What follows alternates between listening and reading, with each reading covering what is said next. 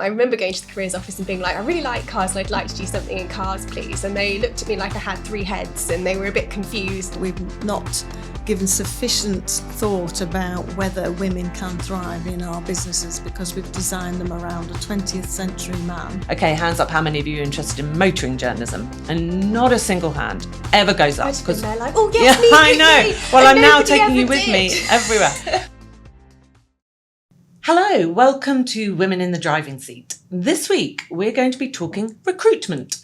How do we get more women into the industry of all different ages, backgrounds and interests? I am joined today by Julia Muir and Catherine King. Thank you both so much for coming in. Before we get going, let's have a look at your bios. Julia is the founder of the Automotive 30% Club and CEO of Gaia Innovation Limited and a published author. She's also a vice president of the Institute of the Motor Industry and a vice president of the Automotive Leadership Network. She's married with a daughter, a son, a stepson, and a golden Labrador known as Coco the baby. She splits her time between London and Yorkshire. You can take the girl out of Yorkshire, but you can't take Yorkshire out of the girl, she says. She describes her career in the motor industry as being like Hotel California. She has sometimes checked out, but has never been able to leave. Her home life with four strong-willed, opinionated and creative characters is, to quote Forrest Gump, like a box of chocolates. You never know what you're going to get. I love that roundup. Catherine. Catherine is a content creator in the editorial team at Auto Trader, so she is my colleague, and has been in the role for just over a year. Previously, she spent 5 years as one of Auto Trader's data analysts. She's a 31-year-old living in the suburbs with her fiancé and currently organising her wedding. By the time this comes out, you might be married. She loves all the new experiences she's had since changing careers, and while all the travel has been a shock to the system, she enjoys the variety, which makes life a bit hectic but exciting. And she says here, Erin Baker is the best boss she's ever had. Oh my God, amazing. We must come on to that. Did I read that? I think so. That's what it says, Catherine. I can't edit that bit out. Politically astute. So, first questions. First things we're going to do, plate spinning and balls dropped. We're going to look at your weeks so far. Julia, what's been happening in your week? Well, we've had a real highlight this week of having Julia Muir, who is the founder of the charity Pregnant Then Screwed, who came along to talk to our members about the whole issue of pregnancy discrimination, the motherhood penalty, and really trying to advise our members about how do you make an organisation in which women who are mothers can thrive. So that was really fascinating. It was really useful and interesting, and she's such a compelling speaker. She's led all sorts of campaigns that the government has had to change policies and laws on as a result of. So it was a real highlight for my week. But because of all the focus on that, and I am somebody that I'm afraid goes into hyper-focus, and I really do start to shut out anything else that's going on while I'm focusing on a project or a task. It suddenly occurred to me on Tuesday morning, it was my daughter's graduation that afternoon. Really? And even my husband had forgotten all about it. So anyway, we just kind of swung into action and managed to get there, and we were there with...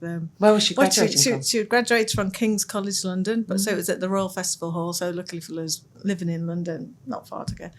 And it's so weird, those kind of ceremonial events where you see all the academics parading down and we're all supposed to stand and show, Deference. due deference to these leaders. And they're all dressed in outfits that look like a cross between Hogwarts and the Panto Aladdin with all these bright colours and stuff. But pomp and ceremony. But it was really lovely. And my daughter made it. She was so concerned that she was going to trip over, do something, to make herself a bit of an idiot on the stage, but she didn't. She glided across the stage. And you were seamlessly there. We were there, yes. She didn't know that we had forgotten. She will do shortly. She will do now.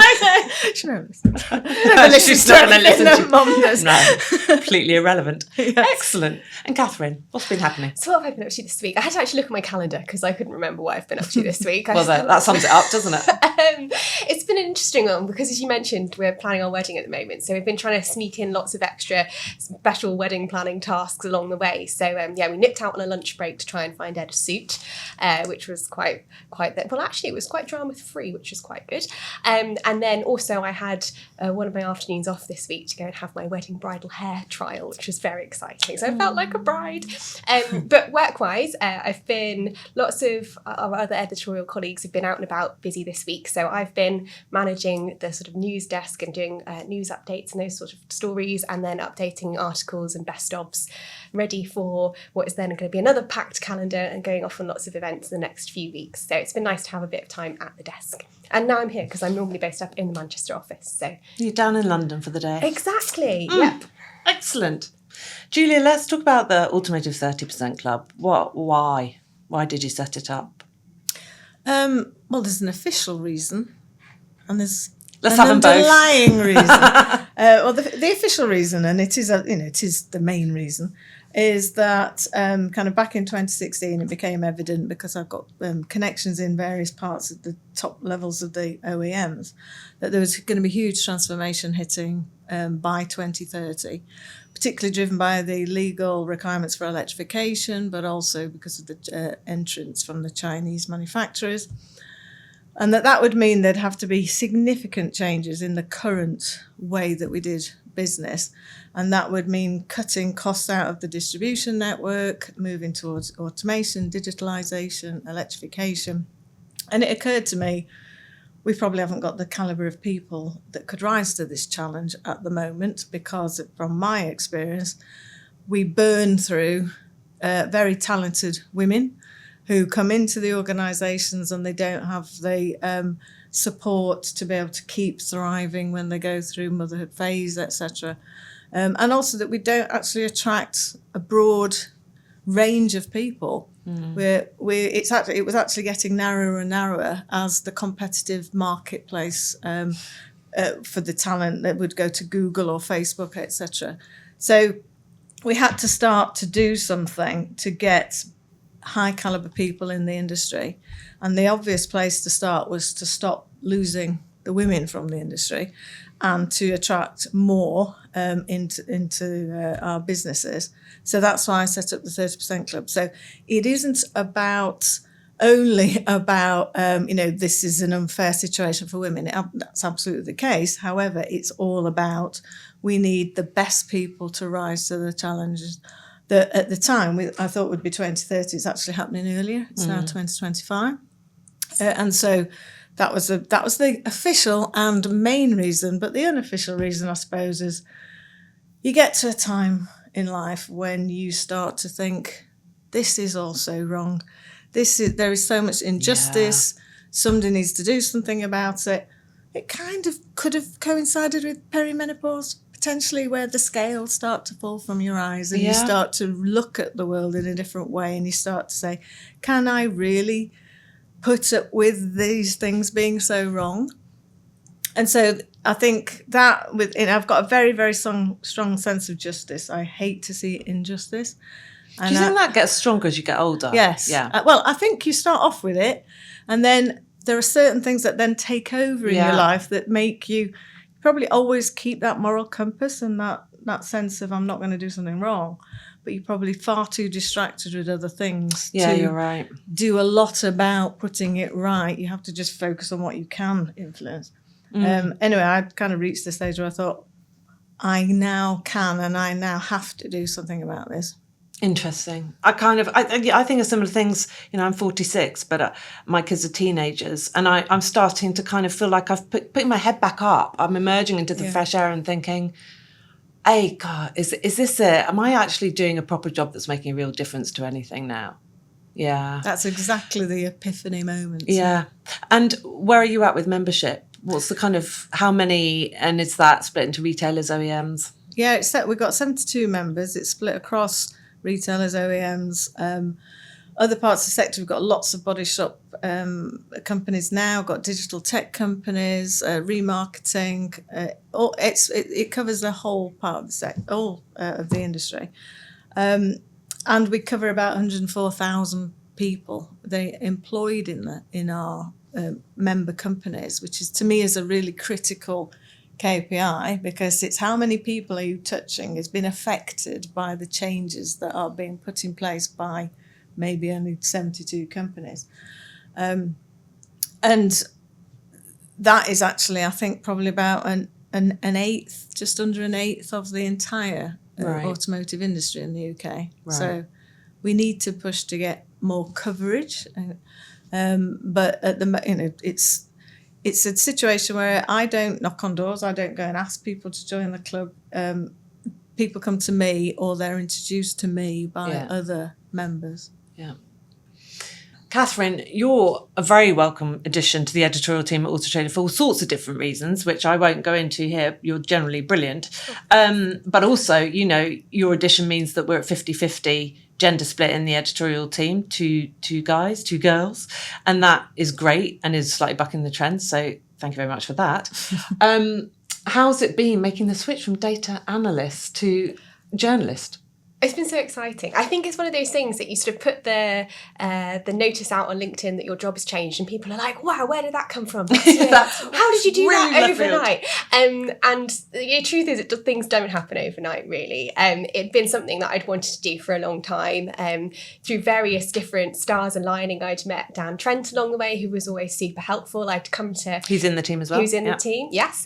And I'd come along to events that you'd run, and I was like, yes, this is something I'd like to do. And with a bit of help from Dan, sort of a little bit of coaxing, a little bit of giving an opportunity to have a go, because it's all very well having a dream job, but I don't think I'd make a very good astronaut if that were my dream. But can I actually write car reviews? Like, so it was a good opportunity to have a go, see if I could do it, and I got some really useful, both positive and constructive feedback, and so it was really great. And that had happened over a period of time. So when the opportunity arose, and through various different bits of coaching, mentoring, sponsorship throughout being an auto trader, there was an opportunity to join the editorial team, or I sort of sent that email that said, hello, if there's an opportunity, could I have a go, please? And to get to a point where I was confident enough to do that was very much a journey, as opposed to something that I just did on a whim overnight. I noticed how very tactfully you said there, you've got a mixture of positive and constructive feedback on stuff. But that's a really good point to pick up on, isn't it? Because if you switch roles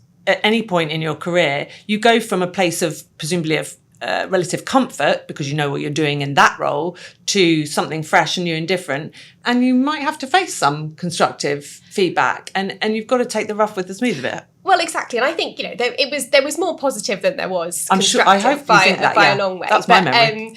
It's all really useful, and to see it, and I think having had that time at Auto Trader doing a completely different role, but the culture had been so supportive along the way about sort of making sure that feedback, trying to introduce feedback so that it wasn't someone being horrible to you, it was genuinely useful. So I was very open to, I really wanted to do it. So anything that would help was really great news, really. So I think, as I say, generally it's been a bit suspiciously positive, and I'm thinking, oh gosh, that kind of feeling of I'm just making this up as I go along. Are you sure you've not got anything more to add? Catherine, we all are. Any more to add? But no, actually, it's the biggest shock to the system with the role change was more because I'd had that lead up and that help and support along the way, was more just the logistics. There's something I didn't realise as an automotive journalist, the amount of planning that goes into, someone's delivering a car here and I have to be here, and then the car needs to go back then, but I need to have driven the car so I can write a review. So and that sort of juggling of all those bits and bobs, which again is part of the fun of it, but I hadn't quite realised how much time and headspace goes into working out how to be in the right place at the right time. And that sort of isn't factored into your working day, is it? It sort of sits outside it sometimes. Yeah, a lot of the travel can be at funny times as well. Yeah. So I think, that was the biggest shock, really, was going from a sort of 9 to 5:30 desk job to a job that required me to be at Heathrow at 6 o'clock in the morning, and then to do a couple of 48 hours driving cars, meeting new people, and then you get back in the car at the end and they're like, oh wow, I've got to get home now. Oh my goodness. Yeah. Just learning to remember to bring snacks was the main. Water and snacks was definitely a learning curve, because I am useless when I'm hungry and thirsty. So again, a useful life experience there. Julia, talking about jobs and roles that kind of go outside a 9 to 5, setting up something like the Automotive 30% Club and continuing to run it, trying to grow it, develop it, presumably that's just taken over your life, has it? Absolutely, yes. When I set out, I thought, I'm the kind of person that's quite positive about I don't know how to do this, but I'll work out how to do this. And I really had not realised the depth of knowledge I would need to know of finance, how to, all of the financial, I am the FD, I am the marketing director, I am the human resource director, all of those skills. Luckily I'm qualified in business and in HR and a lot of other things. So I wasn't coming for it totally fresh. And, I've sat on boards and I understand financial statements and stuff. But running your own business as well as playing a role, a figurehead role or a campaign manager, etc., is so much extra, as well as having, when I said young children, and a husband that lived in Germany, came back at weekends as well. So it was very full on, shall we say. And how, you probably don't like to talk about emotions very much. You strike me as someone who's tough as old boots. Everyone says that. Daunting. But how, there's an emotional toll there, isn't there? Yes, there is. My release is always humour. So when you start to feel the pot bubbling over, you absolutely just need to have some kind of release. And for me, it's usually just got to laugh about it. You've just got to don't take it too seriously. This is you got to see the lighter side. And I think I've actually been very lucky in that through this strange path I've chosen and navigated through, is I've met some fantastic people who are so supportive. Some of the CEOs that you actually also would probably think, they're a bit daunting, they're a bit tough, are so helpful and so friendly. Behind the scenes, you wouldn't know that they're doing this publicly. And so you need your posse. You do need that around you. If the pushback criticism that you have had around the Automotive 30% Club, maybe in its aims and its existence, is it been more from men or more from women? Because sometimes I find most of the criticism of anything that is gender specific or is done to try and champion women, you get a lot of pushback from women. I do quite a lot, saying, don't call me out, I find it patronising, or why we just want to ignore gender. Yes. It's actually, I get it from both sides. There's a definite profile. There's a certain profile of man that will basically just oppose it. I've had the situation of a very senior leader taking me to one side at a conference and just very aggressively, almost violently, pushing his finger into my face and saying, you need to stop this, you're rocking the boat, women need to know their place. Women were happy until you started turning them all against it. I was utterly shocked by that, but luckily there were a lot of witnesses around at the time. But also, there are women who, my daughter likes to call them pick-me girls. Whereas, have you heard of that? Yeah, my kids talk about that phrase? Yeah, such a pick-me. Yeah, such a pick-me. In that they are they think that they will be popular if they oppose things that are putting, the inequality of how women are treated into the limelight. That they oppose it if they are kind of siding with people who disagree with it, then they think they'll be picked, they'll be popular by doing that. Yeah. And I have encountered people like that, and it's kind of disappointing because you can understand the first person, that is in his late 60s, he's never had this experience before, he doesn't understand the world has changed. But the woman who is kind of breaking the code in order for basically their own benefit, to try to kind of be the one that stands against this is more disappointing, to be honest. Oh, it's nuanced. That's what I would say. Right, we're already halfway through. I told you this would fly, which means it's time for podcast pit stop. This is quick fire round, 6 questions each. Catherine, you're going to go first. Are you ready? Yeah, I'm ready. Simple yes, right. no. Okay. University or apprenticeship? University. Manchester or London? Manchester. Why did you even hesitate? You've got to be Manchester. SUV or estate? Think before you answer this. Estate, I didn't need to think. Properly on the editorial team now. Data or content? Content. Magazine or book? Book. Slack or email? Slack. Well done. That's it. Julia. OEM or dealer? Dealer. Conference or webinar? Conference. Villa or hotel? Villa, always. Oh, yeah. Stellantis or VW Group? That's a bit naughty. Well, I have to go VW Group because of family connections. All right. Optimist or pessimist? Optimist. Listener or talker? Listener. Okay. There we go. I'm a bit sad that's over. I just got into it Can and we it do more? stopped. So I was ready. I've warmed up now. Cadbury's or Nestle? Oh, there you go. Oh, that's me. Oh, Cadbury's. Cadbury's every That's a time. ridiculous question. Okay, so we're back into it. Julia, on the subject of retailers versus OEMs. By the way, did you say retailer or dealer? I don't know. What do you say? I they think everyone interchangeable? says retailers except the retailers who call themselves dealers, I think, still. I've always said dealer. Yeah. Well, anyway, retailer/dealer versus OEMs. Who's worse at engaging with the topic of gender equality in their companies?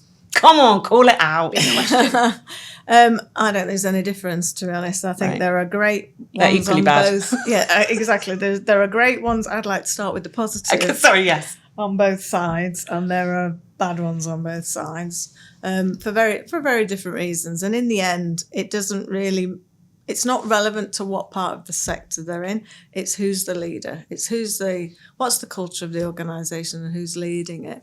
And do they get this? Do they understand this is about high performing teams? And do they understand it's about stopping the current positive discrimination that's gone on for years in favour of not men, but in favour of a very, very certain narrow profile of man, and that it's about actually embracing that we need to have meritocratic processes in the organisations to get the best people. See, I've always found, talking as a journalist, about the relationship between kind of Marcoms, content, and OEMs versus dealers on that front. You know, the narrative, as I see it from consumers, has always been women have awful experience in retailers, dealers. It's all about the dealership experience. That's where it falls down. You know, that's where the rampant sexism is. That's where the buying experience is no good for women, and so on. And so I kind of adopted that narrative, and I didn't know many retailers or dealers. Then I started speaking to some of these retailer groups, independent, franchise, whatever, all different sizes. And actually, I would think they're really open to the conversation. It seems a lot more than OEMs can be, who, you know, you get an OEM, particularly a legacy one with, let's say it's headquartered in Germany. It's like a tanker to turn that around. And you don't even get access sometimes in the UK to the people that are making the decisions about employment in their company. Whereas the retailers seem more agile. They seem more open to listen. Quite often they've said to me, well, what can we do? Look at this advertising or these creatives we've been handed down for the year on this product or this brand. There aren't any women in them. We've got to use them, so our hands are tied. And it's really kind of, now I'm slightly more pro-retail, and I'm thinking it's the OEMs that are causing quite a lot of the blockages. Yeah, I think that there's an interesting aspect to the fact that what we're talking about is the franchise dealer model, in that really the franchise dealers are very restricted in what they can and can't do with regards to their processes, systems, people, marketing, and the success of a retailer versus another is very much based on the leadership, you know, because everyone's kind of handed the same tools to use, and then it's what makes the difference in the end. So it's true that that their hands are tied a little bit. So you do have to go back up the value chain to make sure that which is why it's so important to have a cross-sector campaign. There's no point focusing on one bit, because you end up finding a bit where they can't then influence. You have to have everybody working on the same kind of strategic aim. Yeah. Catherine, what's your experience been, you know, coming into motoring journalism? Before you answer, I can only say that it's got to be different from mine coming in 25 years ago into the same industry, where there were literally 4 of us, I think, in the whole of the UK out of 250 motoring journalists that were women. There are a few more now, but the atmosphere, the landscape's a bit different anyway. How have you found it? Yeah, it's been interesting. I think having a background in sort of science subjects at school, then I went off to do astrophysics at university, then I've had tech roles. And it's really interesting because usually those are all very stereotypically kind of gender imbalanced. And actually, along the way, it has been like that way, but particularly at my year at university, the astrophysics element of physics was actually very heavily women focused. So it's been interesting that those sort of, I haven't had necessarily those same very obvious stark experiences. And then I turned up at sort of motor launches and you're like, I sort of go to the events, have a nice time. And everyone has been so welcoming as well. I think people are very much on board from both the PRs and the fellow journalists. They see that, they need more diversity in the role. So everyone's been they couldn't have been more helpful and more welcoming. But it is interesting, you'll sort of look around at the dinner table in the evening and go, oh, I hadn't quite realised that there really, really aren't very many women here, which is such a shame because it's such an exciting and great role. But I wouldn't have said it's been a hindrance to my job or anything, but it is quite stark in a way that maybe my other experiences in things that you might imagine would be more heavily weighted towards men haven't been as much as you'd think. Whereas, car launches, motor journalism is very much as you would expect in that there aren't as many women. But there are a few. And again, everyone's so excited to have other people on board and just new, fresh faces as well. So my experience has been really positive. But in terms of that gender imbalance, it's very much there. Still there. Yeah. Julia, where I was going to say where are we going wrong with recruitment of women, but you're I'm a pessimist, you're an optimist. So where are the opportunities for greater recruitment of women all the way through? I mean, it's a massive topic, so take it where you want. Yeah, okay. So I think we do have to start with the fact that there are so many issues that are causing the problem as to why we can't recruit sufficient women into the industry, particularly in leadership roles. The main one is the issue around the fact that we in our society will always default to a male version of things. I don't know if you've heard of the book by Caroline Criado Perez, Invisible Women. Yeah, I had an opportunity to actually interview her for an event recently, so it was very interesting to hear from her rather than straight from the book her experiences of researching gender imbalance. So really interesting. Yeah, absolutely, and the key point that she makes that's relevant for our industry, although all of the book I must encourage anyone to read it, it's fantastic, is that we've designed cars around men.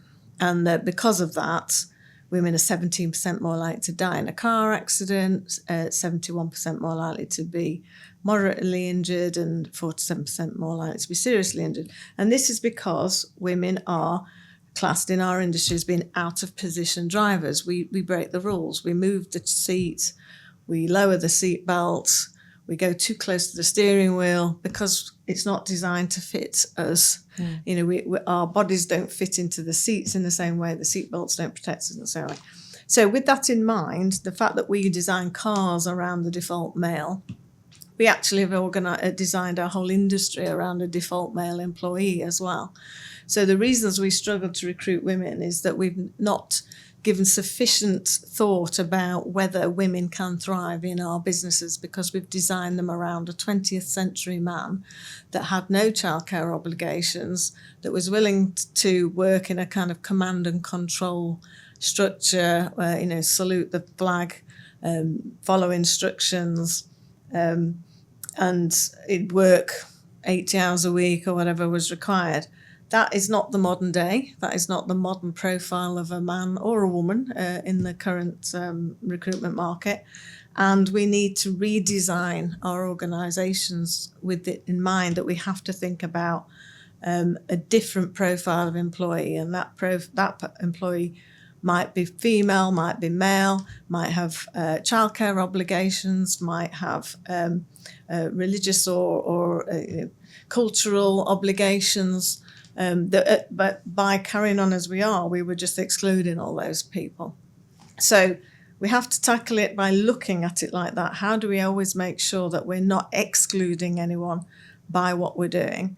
And then we need to look at all the things that flow from that. So the whole issue of the motherhood penalty, as soon as you have a baby, then suddenly you're put into a cul-de-sac, or if you have to go part-time, then those roles aren't seen as being suitable for promotion from, or there's no flexible working in senior management roles. So that therefore, even if you're a high-performing woman fast-tracking through, if you're on a different working pattern, you're not considered for senior roles. So there are all sorts of things that are these barriers that we put in place that we have to remove to enable, it's a reality that there's a huge proportion of women have children, and that we are changing, society is changing, and that men are also taking on carer responsibilities. So therefore the things that we put in place are not just for women, they're also for a different profile of man that at the moment wouldn't even apply to our industry, because they would see, well, there's no flexible working in that role, or I would have to be relocated to Germany to do that role, so I'm not going to do it because I've put my family responsibilities at the core of what I do. Yeah. So you see how we have to, look at examining everything that we're doing in terms of recruitment processes, working practices, policies, and saying, will this fit the broad talent pool we actually need to be able to get enough of the high performers that we need, and make the changes and make them fast as well. I mean, the recruitment issue is vast, and I think it's interesting because you can talk about recruitment of women in their 20s into the industry, in those junior roles straight from school, higher education, whatever, and recruitment into the industry of women in their 40s, either from other industries or, other kinds of companies. Different sorts of recruitment challenges, but then there's kind of these umbrella challenges that I think you've alluded to, just span all people coming into all areas of the industry at any point in their lives. We've just got to make the roles in the industry reflect it more and be more accessible. Yeah. Catherine, in terms of journalism, I mean, you and I could talk about this all day. I go occasionally into schools and universities and I always say to all the girls in school and university who are interested in journalism, okay, hands up, how many of you are interested in motoring journalism? And not a single hand ever goes up. Because they're like, oh, yes, me, I know. Me. Well, I'm now taking you with me everywhere.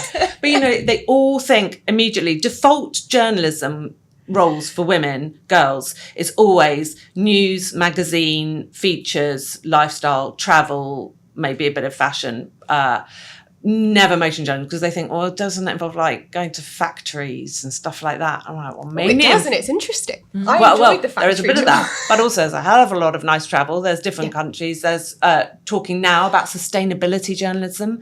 I mean, for people out there listening, or even women that just think, actually, like you did, I want to change role and I'm interested in content creation or journalism. What tips and tricks, what insights can you offer? Well, to start off, it is a job. Like, it's an actual job that you can do. And I think that was one of the stumbling blocks I had, if we go way back to being 16, 17 and thinking, well, what am I going to do next? I remember going to the careers office and being like, I really like cars and I'd like to do something in cars, please. And they looked at me like I had three heads and they were a bit confused and were like, are you sure? And that, I think, really put me in a place where I sort of felt, oh, okay, well, I better do something sensible then. I sort of felt like it wasn't a sensible option or even an option at all. So I'd absolutely say it absolutely is a job. And I think what's the really interesting thing I found about journalism, by speaking to different people who have been on these car launches, because often you end up in a car with someone you've never met before and you're sort of trapped there with them for 2 hours. So you find out a lot about them. And it's really interesting the way in which people find their way into it. And I think I would also say that, there are obvious things like go and do a degree in journalism or go and get an apprenticeship somewhere. But actually the paths that can go there, I mean, my path is very much not a typical path. It can sort of go in all different directions. So I would just say to just take any opportunities that really appeal to you. Just don't feel like, don't say no to them. Just be really open and see what happens. And I think, like with my role, I just got my foot in the door. I was like, well, I don't really know. How do you get into the automotive industry in the first place? I don't know. But I'd got this background in sort of science and sort of more technical and analytics. And I was like, well, Auto Trader, positioned itself as a tech company, but really, to me, it's all about the automotive industry. And I thought there must be an opportunity to move over. So again, I'd just say to be really, really open. There's loads and loads of different jobs in the automotive industry, and journalism is one of them, and it's really exciting. But yeah, definitely just sort of take opportunities, and don't say no to things, because you just don't know what's going to happen. And even if it doesn't look like it's an obvious path, the transferable skills, the people that you'll meet, all those connections along the way, eventually they will absolutely get you to the place that you should be in. So definitely just go out and try would be my suggestion. Try again. Exactly, yeah. Thank you. And Julia, tips, tricks for, let's say actually for OEMs and retailers who aren't currently on your books and should be, Yes. About what they can do to be more accessible to women, but I suppose as well men whose lives don't mirror their current setup. Well, there's all sorts of changes that they would need to put in place to their operating, their processes, and I call this recalibrate their processes to make sure that they're not excluding people. But there are some kind of quick wins that can be done, and Catherine's a really good example of. There are female talent pools internally. Yes, they are small, and we need them to be bigger. But they could well have come in through a more gender stereotypical route, like through marketing or some form of administration, and yet they have the interest or the passion about the industry that can and talents that can be brought into other roles. So to really know your internal talent pool and see whether you can move people who maybe are not the usual profile that filled the operational roles, but move them into those, or encourage them into those, or open the door for them for the first time. There is a lot of evidence that will show that women are less likely to apply for a role unless they feel very, very comfortable. They meet all the criteria. Men are likely to apply if they only meet about 60%. So what's, again, is so important is that they ask women to apply. So if they see that there's an opportunity, a woman hasn't applied for the role, they need to go and say, please apply, please do this. And you may see on LinkedIn, if I will see that there are opportunities, and I'll repost them, and I'll say, I'll just use the hashtag, ask her to apply. In other words, don't assume that this is going to be, that just share this with your male friends. Share this with your female friends as well, because these companies in my club are wanting more female applications. Hashtag ask her to apply. I love that. Yeah. So please do that. And the other point is, the women listening to this, is don't wait until you meet 100% of the criteria. Yes, okay, you could be confident you're going to ace the job on day one if you do that. However, be mindful that probably none of the other candidates meet all the criteria. So if you think you meet about 70%, you're probably already meeting more than anyone else. So apply anyway. Yeah. That's what's so important. And companies, stop creating huge long list of criteria that you then don't stick to. Yes. Because you'll have excluded so many women that thought, well, I can't do all of that. When in fact you only needed them to do about a third of it. But it was a lovely wish list that you put out there. Yeah. Apply anyway and try again. There you go. We've got it. We've nailed it. Sorted. Thank you both so much. It's been really great to chat to you today. Thank you everyone for listening. Please like, subscribe, and find more episodes where you get your podcasts. Thank you. Thank you. Thank you.